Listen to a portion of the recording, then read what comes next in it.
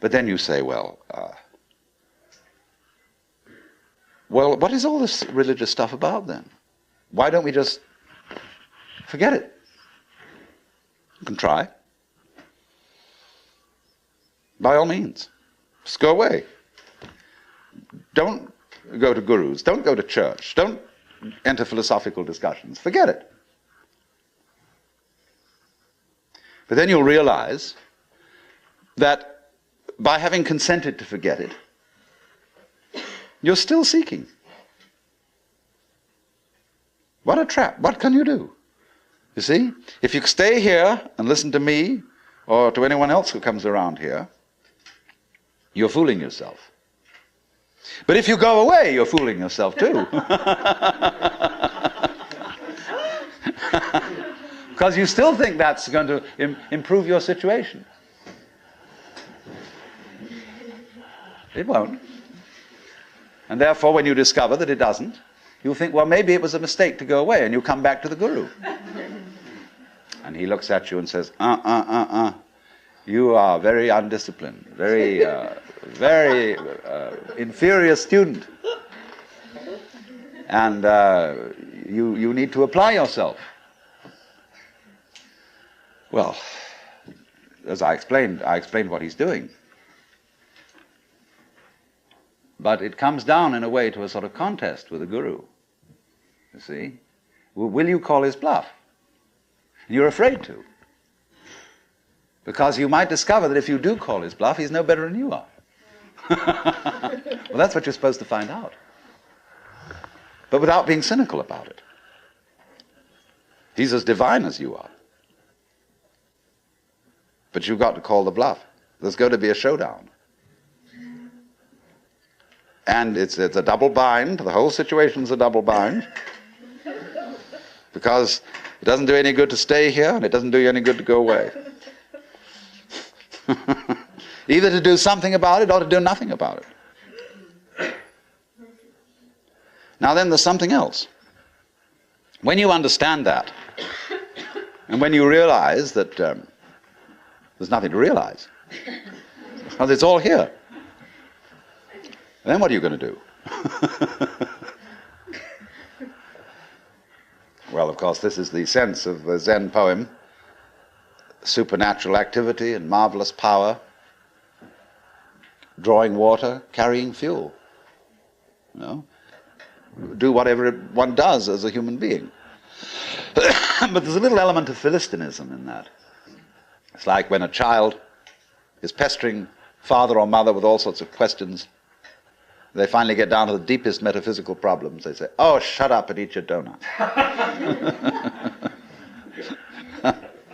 And I wouldn't say that, you see, at this point. Because life, as one looks at it, you see, is in fact a celebration of itself. When you look out at night at the stars and you really wonder, good God, what is all that about? Well, it's a firework display. And it's celebrating High Holy Day. It's whoopee. And the whole world is whoopee. It's a kind of exuberance. And therefore the proper function of religion is digging this. It's not seeking. It's not seeking anything, but is, in a way, thanksgiving. That's why, of course, the Christians were right in calling the Mass the Eucharist, the thanksgiving. Only they had such a complicated way of thinking about it that nobody could understand it. So there, in religion, all religious exercises, whether they are meditative or whether they are ritualistic, are whoopee. They are not something you do in order to attain anything. They are like art forms, like dancing. They are expressive of attainment, of the attainless attainment. So here's another hang-up for you. When you go to Mr. Suzuki, who runs the Zen Center, he's a good disciple of Dogen, who brought Zen, a certain school of Zen to Japan in the 13th century. Dogen said, you can't sit and meditate unless you're already a Buddha. In which case, why meditate?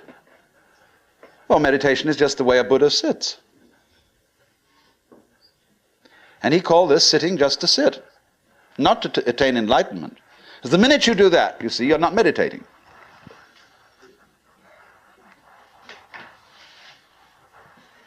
So you only become a good meditator if you're not looking for anything. And therefore, you realize what a great thing it is to be able to sit.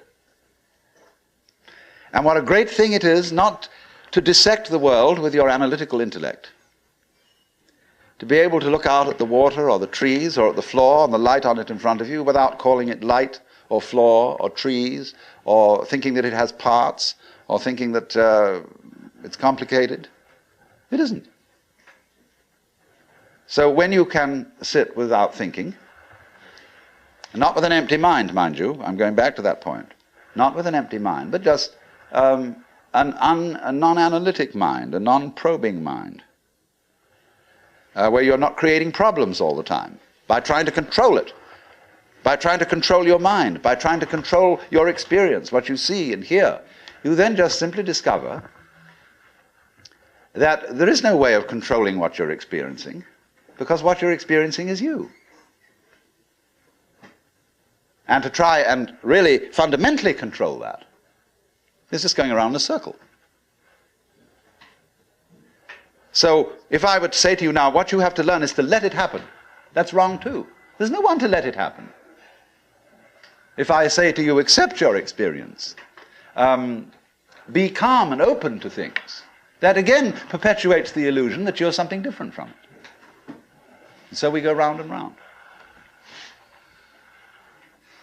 But if there are some people who want to get together, and like we would get together to play poker, or to have a walk, go fishing, or sail a boat, if there are some people who want to get together to meditate, and to have rituals, and to chant, great.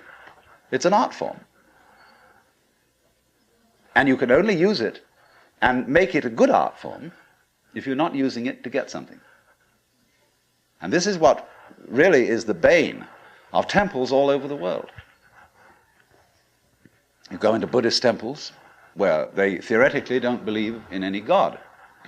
But there are the people praying. And they're all doing it in order that we get a male child next time around, or that the horse recover from a disease, or that mama gets cured of the dropsy. And all these petitions are going on and on and on. People always coming to the temple to ask for something. Lowbrow people for lowbrow things, highbrow people for highbrow things.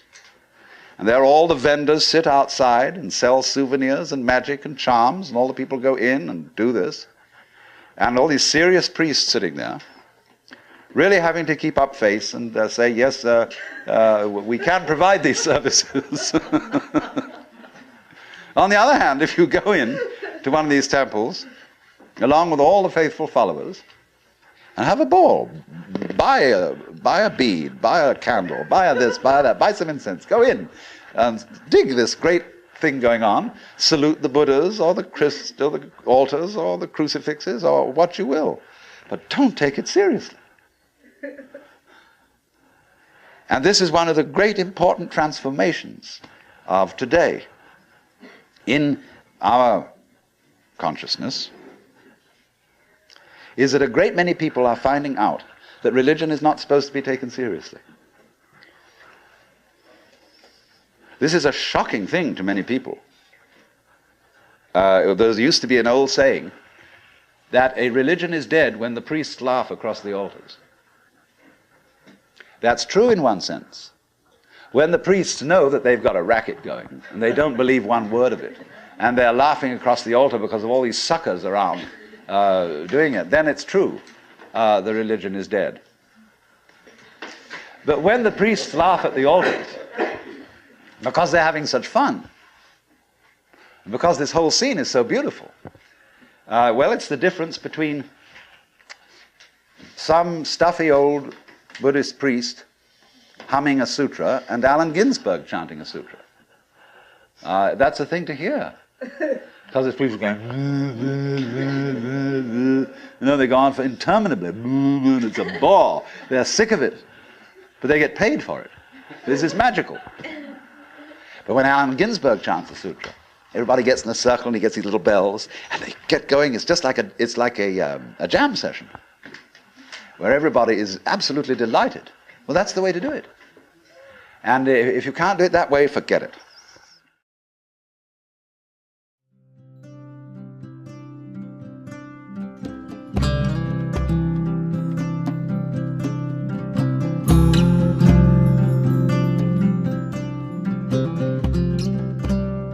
This concludes Do You Do It or Does It Do You with Alan Watts. Our program continues with CD number 4.